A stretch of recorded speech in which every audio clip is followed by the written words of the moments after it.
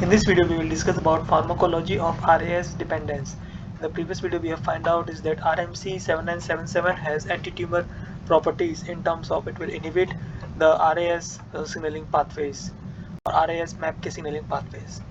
So now we wanted to check the pharmacology of RAS dependence, that is what concentrations of this RAS will cause, what concentration of this RMC-7977 will cause inhibition of this RAS MAPK signaling pathways.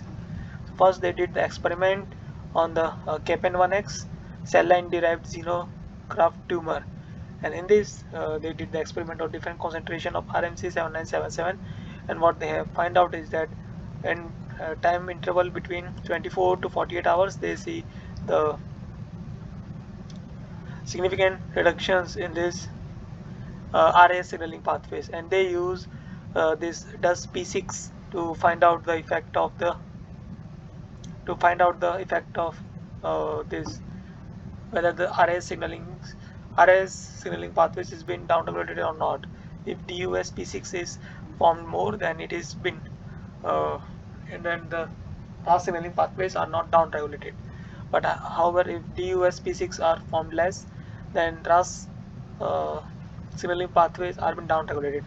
And what they find out is that in between 25 to 25 milligram for this 25 milligram per kg and 50 milligram per kg between 24 to 48 hours, they see the decrease in the till 24 to 48 hours they see the decrease in the DUS P6 level. However, after that recovery goes up. After that recovery after 24 hours we can see that recovery also goes up of this DUS P6 when the inhibitions are injection of this RMC-7977 stopped after 24 hours.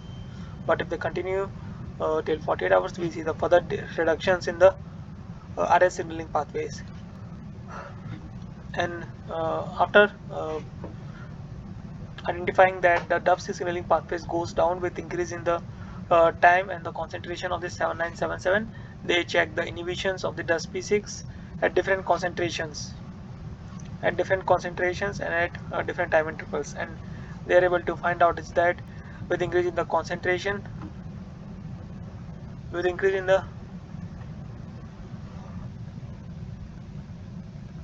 concentration of RMC-7977 beyond a certain level does not affect too much in the DUS P6 inhibitions.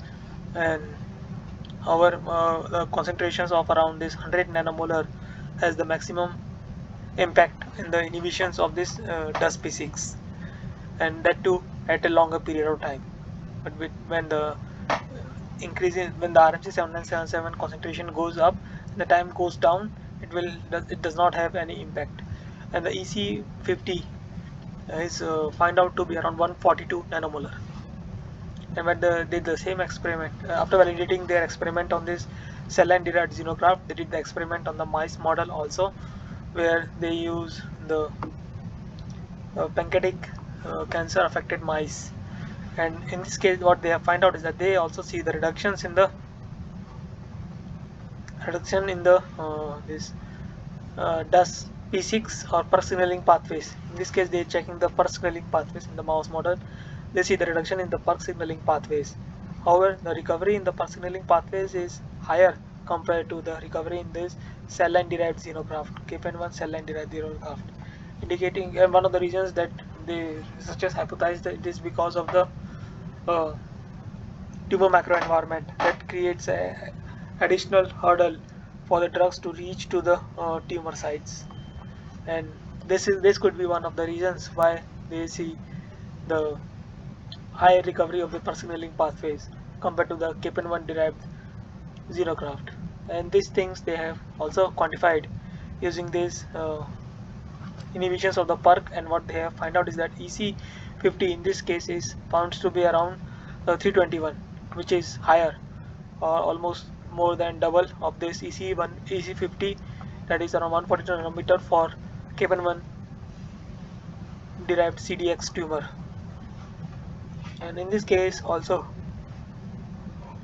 with increase in time and with decrease in time and increase in the concentration does not have much impact on the inhibitions of these signaling pathways. So after this, what they did is they did the experiment on the mice models uh, where the cell line derived xenocraft from the colon is being used, and in this case they check about this DUSP6, and in these mice models that for the DUSP6 they see the very high amount of this EC150 for this DUSP6 is required. It is around 3205 nanomolar.